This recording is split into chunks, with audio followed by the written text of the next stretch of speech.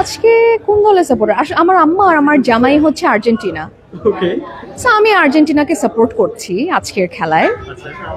কিন্তু আমার যেহেতু আমার টিম নাই, so আমার টেনশন নাই, যে দলই জিতুক জিতুক।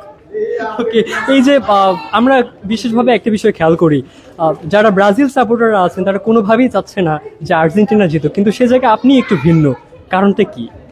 মানে আর্জেন্টিনার সাথে কি আমার দলীয় কোন দল, পারিবারিক শত্রুতা কোনো কিছু আছে? নাই। যে ভালো খেলবে সে ভালো খেলবে, সে যেই দলেরই হোক। ব্রাজিল আর আর্জেন্টিনা শত্রু কেন, এটাই আমি জানি না। মানে আমি যদি আজকে ফর এক্সাম্পল নরওয়ের সাপোর্টার হতাম, কথার কথা, আমি কাকে হেট করতাম? মানে স্পেনকে নাকি আর্জেন্টিনা? মানে কেন? ভালো যে খেলে you have to support them, এটা তো কোনো শত্রুতা নাই। কুনাল আপু, ঠিক চ্যানেলে মিউজিক অ্যাওয়ার্ডস সেই বগুড়ার একটা জার্নি শেষ করে আসা, এবং সেখানেই মনে হয় আপনারা সবাই একত্রিত হয়েছিলেন। এরপর এই খেলার আবহ আপনারা বিভিন্ন জায়গায় বিভিন্নভাবে একসাথে উদযাপন করলেন। চ্যানেল আইতে আজকে একটা ভিন্ন পরিবেশ তৈরি হয়েছে, এই প্রসঙ্গে কি বলতে চান? খুব ভালো লাগছে। আমরা তো পুরো টুর্নামেন্ট জুড়েই কোথাও না কোথাও খেলা দেখছি একসঙ্গে হয়ে। আজকে চ্যানেল আইতে এসেছি, আমার মনে হচ্ছে আমি আমার ঘরেই দেখছি।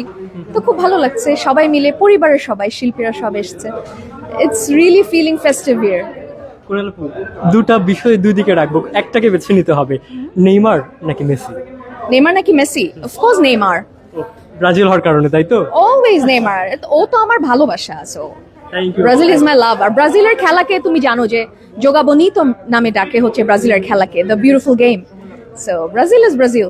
এক লাইটেই নিশ্চিন্তে চলে দিনের পর দিন। Walton emergency bulb, the best emergency bulb.